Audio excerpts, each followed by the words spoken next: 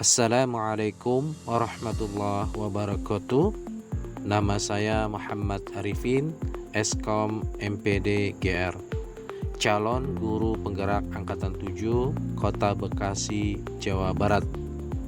Pada edisi kali ini saya akan menjelaskan tentang koneksi antar materi 1.2. Selamat menyaksikan. Koneksi antar materi 1.2 modul refleksi 4P, yaitu peristiwa, perasaan, pembelajaran, dan penerapan. Yang pertama adalah peristiwa. Setelah mempelajari dan mencermati modul 1.1 dan modul 1.2 adalah yang paling menantang bagi saya seorang guru adalah bagaimana menerapkan atau mengasah suatu pembelajaran dengan penggunaan otak yang maksimal kepada siswa. Apakah otak cepat atau mamalia dan otak reptil yang harus didahulukan, atau otak lambat, otak primata, dan otak luhur manusia? Setelah mempelajari dan mencermati kembali bahwa tidak ada yang harus didahulukan, apakah otak lambat atau otak cepat yang harus diterapkan?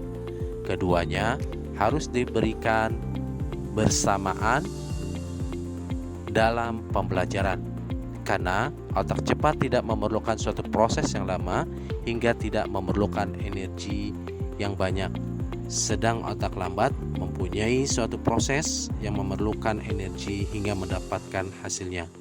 Sebagai guru penggerak dan pelajar Pancasila harus bisa memahami bahwa kerja otak ini merupakan hasil dari ciptaan Allah Subhanahu wa Ta'ala yang diberikan kepada manusia. Ada kalanya manusia memerlukan kerja otak cepat yang memerlukan energi sedikit dan dibutuhkan keputusan yang cepat, atau ada kalanya memerlukan kerja otak lambat yang energinya lebih banyak dalam suatu prosesnya.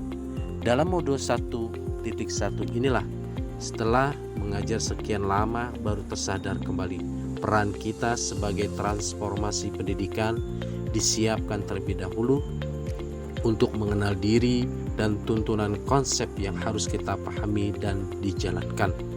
Disinilah kita mempelajari bagaimana cara mendidik yang tepat untuk anak-anak peserta didik kita, menjadi pengayom, pendidik, teladan untuk mereka.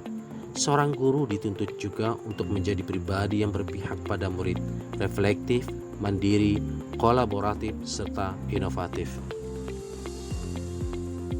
Yang kedua adalah perasaan. Setelah mempersiapkan dengan matang dengan proses yang tidak sederhana agar terpilihnya menjadi guru penggerak, walaupun ada rasa takut tidak diterima dan ada isu bahwa tugas yang diberikan sangat banyak. Setelah menjadi bagian calon guru penggerak, saya merasakan mendapat ilmu yang banyak dan merasa bangga karena itulah ditempatkan pada suatu wadah yang tepat untuk menggali ilmu dan pengetahuan, sehingga saya merasakan kembali kodrat saya sebagai seorang guru. 3. Pembelajaran. Sebelum saya terpilih dan bergabung dalam diklat CGP ini, saya merasa guru yang sudah banyak ilmunya, di mana saya hanya memberikan ilmu-ilmu tentang keterampilan komputer, di mana saya mengajar selama 16 tahun untuk tingkat SD, SMP, bahkan SMK. Setelah saya terpilih dan masuk ke CGP, banyak pelajaran yang saya dapatkan karena apa yang saya terapkan selama ini adalah salah. Selama ini saya tidak menyelami apa yang menjadi dasar-dasar pendidikan filosofi Ki Hajar Dewantara. Nomor 4, penerapan ke depan atau rencana. Rencana ke depan saya adalah dengan pengembangan diri serta merefleksikan diri dengan mengikuti program CGP ini tentunya, dan mengikuti webinar, seminar, bergabung dengan forum KKG agar dapat membantu mengembangkan kompetensi saya mengajar dan diharapkan nantinya menjadi pengguru penggerak, sebagai transformasi pendidikan. Maka saya tidak akan menyia-nyiakan kesempatan yang baik ini. Setelah bergabung dengan CGP, akan terus menggali ilmu-ilmu dan pengetahuan yang akan diberikan.